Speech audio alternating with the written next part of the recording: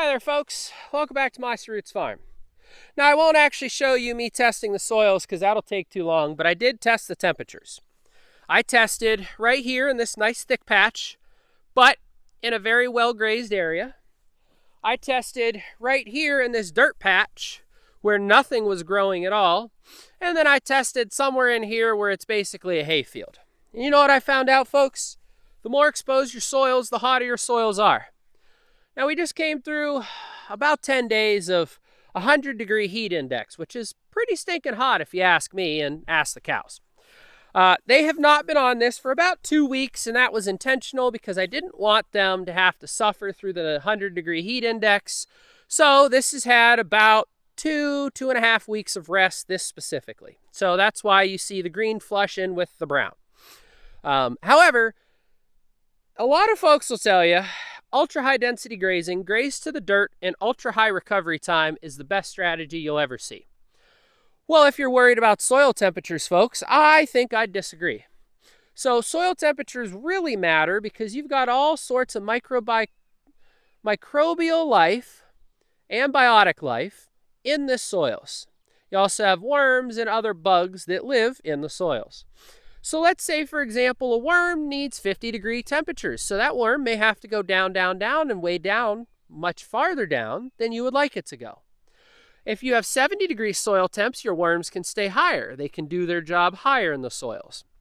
You know, let's say dung beetles. I don't have any myself, but let's say dung beetles need a colder soil to work. Let's say when it gets this hot, they don't do their job as well. Well, more grass, cooler soil temperatures, better the dung beetles work, if that's something you're concerned about. So there's all kinds of things like that, folks, that I say that just don't make sense to me when I hear all this great stuff about ultra-high density grazing. Now, before I continue, let me just say, with my farm right now, I could potentially get about 60 days of rest. However, to do that, I may have to eat to the dirt, so is it worth it? I'm not sure yet. I have a test going over here, which I can discuss in greater details in another video. This test is up top here and the paddock. Next one over, I did basically 4 days per paddock. And this one here and this one I'm in now was 8 days per paddock, so doubled the density. And the reason I'm trying that is a lot of these high density guys will tell you how much better high density is, like here versus there. And you know what, for giggles, we can go over there too, and I'll show you a little bit more. So if that's what they claim, then I should be able to see that in my soils. And of course, I'm not just going to take 1 day and say, oh, that's it. That's the answer. That's not how I work. That's not how you should work either. But because they're right next to each other, we can say that these are very similar grounds. You know, it's not like I did one on a sand hill and one in a clay pit, you know. But this here, right next to the barn, was the first day that I did 8. And this was 8 over here as well. So the difference between here and here is 2 things. One, about, I'm going to say a week. So from here to here is about a week's difference. And from here to here is the different strategies. So this over here got, these 3 got grazed basically half as dense as this did. And what that means for you and I and these tests that we've been doing is that these are as comparable as I'm going to get within about a week.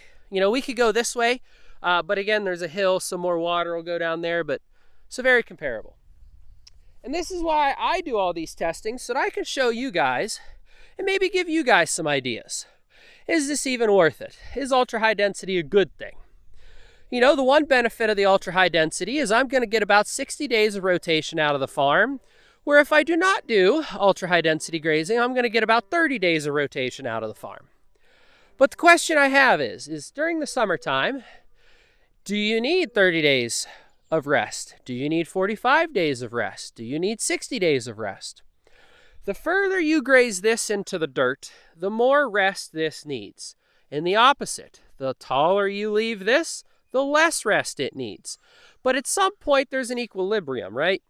At one point, this needs grazed more to properly regenerate, and this needs grazed less to not take as long. So let's try and find the happy medium. I've been leaving lots of stems and lots of seed heads because that's going to allow everything to grow back better. But that's why we're looking at all this stuff here, folks.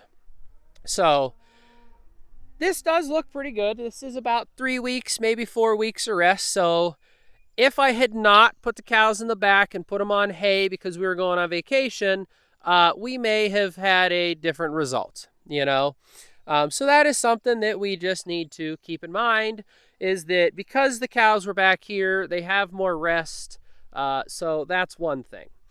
But it's very interesting, folks. That's why I want to do these tests, to see what the best method is for you and for me.